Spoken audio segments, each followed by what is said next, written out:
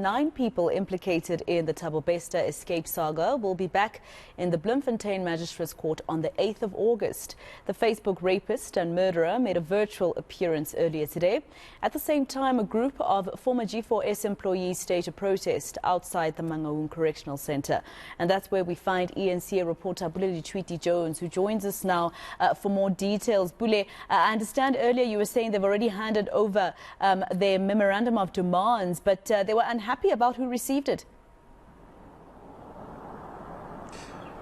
Yes, definitely. They were unhappy that the HR director of G4S, Mr. Stephen Page, was the one who actually received the memorandum and would then essentially hand over the memorandum to an official from the Department of Correctional Service. As far as I understand, there was an agreement between one of the officials here at the Mangaung Correctional Centre from DCS who said that he would accept the memorandum which was brought by the former workers of G4S, but that was not the case. However, despite all of this, the workers are still quite positive and, of course, saying that this was a step in the right direction in terms of blowing the whistle about some of the issues, of course, that were unfolding during their time at G4S, which they say includes issues of exploitation. But most importantly, they also want, for government, or rather for the Department of Correctional Services, to solemnly, operate these facilities, and that these facilities should not be privatized. But, quite interesting enough, while this was still happening, I spoke to one official who used to work here at G4S as well, who was part of the emergency support team. So what they would do is that essentially they would be responsible for searching inmates and ensuring that nothing is smuggled into their cells. And he described the kind of person Thabo Bester was, saying that sometimes they would find cell phones in his cell, but also saying that he was quite concerned at some times when senior officials would go into Bester's cell without a member of the emergency support team as well. Let's take a listen to what he had to say earlier on when I had a chat with him. I know that Thabo Bester is an inmate, but he was very manipulative. He'll pretend as if he's soft. Yes, all of them, they are here, they will say they've never done this outside, but they are inmates. But Thabo Bester was very manipulative. If you will fall under his trap or under his tricks, he'll use you. Definitely so. Did you fall under his tricks? No, he doesn't like me anyway. He didn't like me because the problem is I was harsh.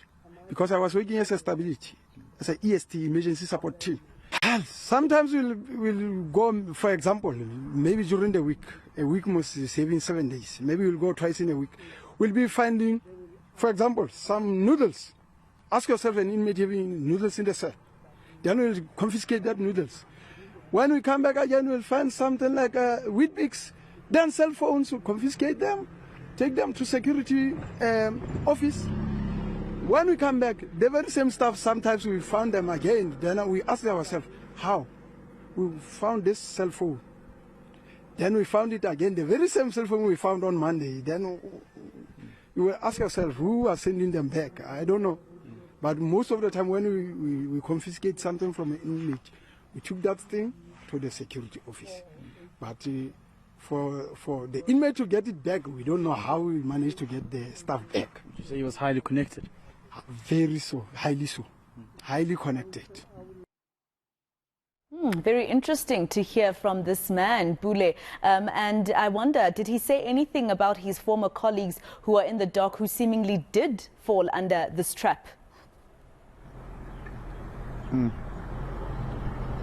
Well, he goes on to mention that some of the accused in the dock, of course, working for G4S, were amongst those who actually helped in the aiding of the escape of Thabo Bester as well. And if you begin to connect the dots, you get to realize that some of the officials here were abusing their power in the sense that they would, of course, go to the cell of Thabo Bester and, of course, bring in some of the phones that were, smuggled into the cell, and some of the phones that were found by the emergency support team, like this man was saying here.